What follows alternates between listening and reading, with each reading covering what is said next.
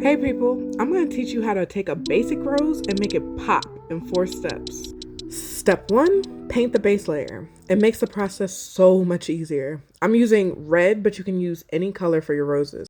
Just make sure that you can still see the pencil lines or just trace it with black marker. Step 2, we're going to make shadows by painting the bottoms of each petal with a dark color. I mix red, black, and brown to make a darker hue of red. To add more contrast, add black to the bottom corners of the petals, creating depth in your rose. Now, if you're like, hold up, where's the bottom of the petal? Imagine the entire rose as a circle. The sides closest to the center of the circle makes the bottom of the petals. Step 3, make highlights by taking a lighter color and painting the tips of each petal. The tips of each petal will be the sides that are closest to the outsides of the circle. And lastly, step 4, let's make your rose pop. I use green to add distinction to random petal edges. You can also come back with your original red and repaint the petals, completing the ombre effect.